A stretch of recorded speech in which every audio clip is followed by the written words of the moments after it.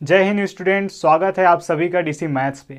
मैं हूं राकेश कुमार और आप हैं मेरे साथ इस चैप्टर 1 के सफ़र में। आज से हम स्टार्ट करने वाले हैं सीजी बोर्ड क्लास 10 के मैथ्स का चैप्टर नंबर 1, जिसका नाम है पॉलिनोमियल्स, और हिंदी में अगर बात की जाए तो बहुपद। नाम से ही स्पष्ट है, लेकिन इंट्रोडक्शन भी तो ज़रूरी होता है। तो देखिए, आज की चर्चाएं इन बिंदुओं पर हम करने वाले हैं। कुछ पॉइंट्स मैंने बना के रखे हैं। तो पहला होगा इंट्रोडक्शन, हम इंट्रोडक्शन देखने वाले हैं। देन होगा इसके नोमेनक्लेचर, बहुपदों के नामकरण के बारे में देखने वाले हैं, किस आधार पर नामकरण किया गया है और क्या उन्हें बोला जाता है। और फिर देखेंगे हम उनके साथ होने वाले ऑपरेशंस को, जैसे कि addition, subtraction, multiplication and division, जोड़ना, घटाना और गुणा भाग को। अगर मैं इन चारों ऑपरेशन में बात करूं तो आपके जो 10th क्लास है उसमें बोर्ड के पॉइंट ऑफ व्यू से ये जो डिवीज़न का पार्ट है वो बहुत ही इम्पॉर्टेंट है। तो हमें बहुत ही सावधानी से और अच्छे से इसको समझना है।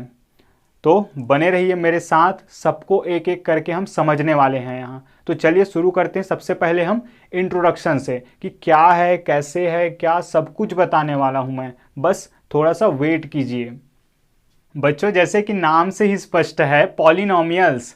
अगर देखा जाए, पॉली का मीनिंग होता है, पॉली का आपका मीनिंग होता है मेनी, और नोमियल्स की अगर बात की जाए, नोमियल्स की बात की जाए तो ये हैं टर्म्स। टर्म्स मतलब हमें एक ऐसा एक्सप्रेशन मिलने वाले हैं जिसमें बहुत सारे टर्म्स होंगे। अब सर ये टर्म्स किसको कहते हैं, सब समझेंगे एक एक करके। और हिंदी में भी स्पष्ट है, बहुधन पद, एक ऐसा व्यंजक मिलने वाला है जिसमें बहुत सारे क्या होंगे, टर्म्स होंगे, पद होंगे। तो मैं आपको बताना चाहूँगा कि ये पॉलिनोमियल्स पढ़ने से पहले थोड़ा सा बैक गियर लगा के हम चलेंगे एल्जेब्रिक एक्सप्रेशन के साथ, क्योंकि पॉलिनोमियल्स एक स्पेशल काइंड होता है एल्जेब्रिक एक्सप्रेशन का। तो सबसे पहले हमें क्या समझना होगा, इस एल्जेब्रिक एक्सप्रेशन को समझना होगा। तो यहाँ मैं बात करूँ इस एल्जेब्रिक एक्सप्रेशन की, बीजीय व्यंजक की, तो यहाँ क्या चीज़ें दिखाई दे रही है।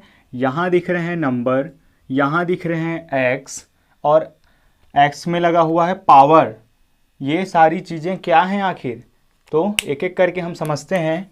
ये जो एक्स है, यानी कि अगर किसी भी एक्सप्रेशन में आपको कोई लेटर दिखाई देता है, लेटर का अर्थ है जैसे A, B, C, X, Y, Z and et cetera, तो ये सब क्या कहलाते हैं, ये कहलाते हैं वेरिएबल।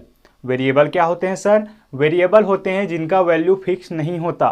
आज हम इस केस पे x की वैल्यू कुछ और लेके आ रहे हैं, तो कल कुछ और आएगा, मतलब वैल्यू फिक्स नहीं रहती, उसको बोला जाता है वेरिएबल, वेरी करता रहता है वो। तो यहाँ देखिए, x यहाँ भी, x यहाँ भी, तो एक्स स्क्वायर और x यहाँ क्या हो जाएंगे, एक्स स्क्वायर और x ये हो जाएंगे वेरिएबल्स। वेरिएबल्स, ठीक। अब वेरिएबल का जिनके साथ जो फ्रेंडशिप का बाउंडेशन है, बहुत क्लोज रहता है, जो बहुत मानता है उनको, वो होता है इसका कोफिशिएंट। जैसे एक्स स्क्वायर का बाउंडेशन किसके साथ है, 2 के साथ है, एक्स का बाउंडेशन 4 के साथ है। तो ये जो 2 होगा इस एक्स स्क्वायर का क्या होगा, कोफिशिएंट होगा, गुणांक होगा। वैसे ही यहाँ 4 इस x का क्या होगा, गुणांक होगा। तो इसको भी नोट कर लेते हैं। ये जो 2 है वो क्या है, coefficient of x square. Similarly ये जो 4 है वो क्या हो जाएगा,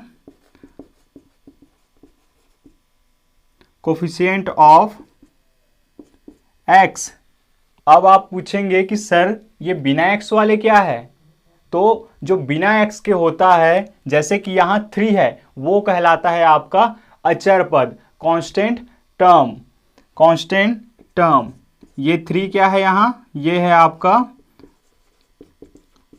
कांस्टेंट टर्म। मतलब 3 यहाँ के लिए भी 3 है, और आप अगर किसी और जगह जाके भी 3 बोलते हैं या 3 लिखते हैं, वहाँ के लिए भी 3 होता।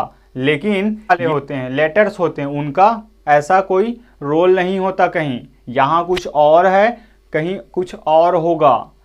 वैल्यूज़ क्या हैं, वेरी करते रहते हैं। इसका मतलब एक एक्सप्रेशन में मुझे क्या क्या चीज़ें दिखने वाली हैं, मुझे दिखने वाली है वेरिएबल्स, मुझे दिखने वाली है कोफिशिएंट, मुझे दिखने वाली है उसके कांस्टेंट टर्म, और मुझे दिखने वाली है पावर्स। और पावर्स कैसे लिखे गए हैं ज़रा ध्यान से देखिए, पावर्स लिखे गए हैं डिक्रीजिंग फॉर्म में। अगर मैं बात करूं यहाँ तो x की पावर है 2, यहाँ 1, यहाँ कुछ नहीं, मतलब क्या छिपा हुआ है, यहाँ छिपा हुआ है x की पावर 0। यस, तो एल्जेब्रिक एक्सप्रेशन कैसे लिखे जाएंगे, डिक्रीजिंग फॉर्म में। अब मैंने कहा कि टर्म्स को समझना जरूरी है। तो अगर मैं बात करूं इसकी 2x² तो ये अपने आप में एक टर्म होता है। अगर मैं बात करूं इस 4x की तो ये अपने आप में एक टर्म होता है। इस 3 की तो ये अपने आप में एक टर्म होता है। और हम देख रहे हैं कि ये किसके साथ जुड़े हुए हैं, ये जुड़े हुए हैं प्लस साइन के साथ। तो किसी एक्सप्रेशन में जो टर्म्स होते हैं वो कैसे जुड़े होंगे, प्लस और माइनस साइन के साथ, मल्टीप्लाई और डिवीजन के साथ नहीं। इनके बीच में जैसे मल्टीप्लाई हो रहा है तो अपने आप में ये क्या कहलाएगा, ये एक टर्म कहलाएगा। इसको दो टर्म नहीं पढ़ना है। जो टर्म्स होते हैं वो माइनस और प्लस साइन के साथ अलग किए जाते हैं। ठीक बच्चों, एक बात और, अगर हम यहाँ देखें तो इस 2x² का जो साइन है वो कहाँ है, यहाँ सामने है, और इस 4x का इस सामने है, और 3 का भी सामने है। सारे के सामने क्या लगे हुए हैं, प्लस साइन लगे हुए हैं। ये माइनस भी हो सकते हैं, मतलब टर्म्स की जो साइंस होते हैं वो कहाँ लगे हुए होते हैं, वो लगे होते हैं इसके सामने। तो चलिए, हमने वेरिएबल्स जान लिए, कोफिशिएंट जान लिए, कांस्टेंट टर्म हमें पता है, पावर्स हमें पता है। तो चलते हैं अब पॉलिनोमियल्स की ओर। तो पॉलिनोमियल बेसिकली होता क्या है, ये होता है एल्जेब्रिक एक्सप्रेशन ही, लेकिन एक केस इस पर लागू होता है, और वो है कि यहाँ जो वेरिएबल दिखाई दे रहे हैं, जैसे यहाँ y, x, u, और ऐसे ही कुछ और लेटर्स हो सकते हैं, इनका जो पावर्स हैं, यस पावर्स, वो क्या होने वाले हैं, वो होने वाले हैं आपका होल नंबर। सबको पता है होल नंबर क्या होता है, चलिए देखते हैं। होल नंबर को किससे दर्शाते हैं, इसको शो किया जाता है कैपिटल W से, और ये स्टार्ट होता है 0, 1, 2, 3 एंड सो ऑन। मतलब 0 से स्टार्ट होकर कहाँ तक चलने वाला है, ये चलता है अनंत तक, इनफाइनाइट तक। ये होता है आपका होल नंबर्स, पूर्ण संख्याएं, पूर्ण संख्याएं। तो पॉलिनोमियल बनने के लिए किसी भी अलजेब्रिक एक्सप्रेशन में जो वेरिएबल्स होंगे उसके पावर किस में होने चाहिए, उसके पावर होने चाहिए होल नंबर में। तब वो ना तो नेगेटिव हो सकता है, ना ही फ्रैक्शन में हो सकते हैं, और ना ही इरेशनल हो सकता है।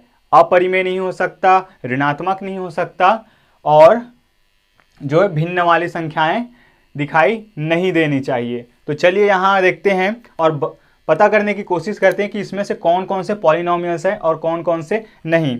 जैसे फर्स्ट वाले की अगर मैं बात करूं तो यहाँ y की पावर 2, y की पावर 1, y की पावर 0, तो सारे ही क्या हैं, ये पॉजिटिव हैं और होल नंबर हैं, ये पॉलिनोमियल हैं। इसी तरह यहाँ हम देखें तो x की पावर 1 है और 2 के साथ क्या लगा हुआ है, x, और पावर 0 के साथ, तो यहाँ भी x की पावर होल नंबर है, तो वो भी एक पॉलिनोमियल होगा। वैसे ही यहाँ भी अगर u की बात की जाए तो u power 4, power 3, power 2, power 1 and power 0 सारे डिक्रीजिंग फॉर्म में हैं, और सारे ही क्या हैं, पॉजिटिव होल नंबर।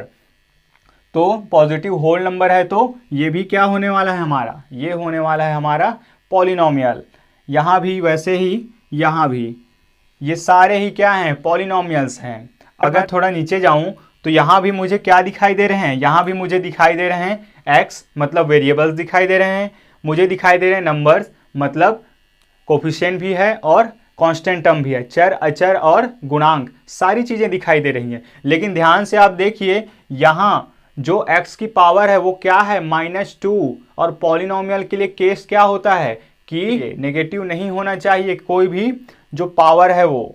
तो इस केस पे हम ये कह सकते हैं कि ये क्या होगा, ये आपका पॉलिनोमियल कभी नहीं होगा। वैसे ही ये डिनोमिनेटर्स में है, भले ही पावर क्या दिखाई दे रहे हैं आपका पॉजिटिव दिखाई दे रहे हैं, लेकिन ये भी क्या हैं, पॉलिनोमियल नहीं हैं।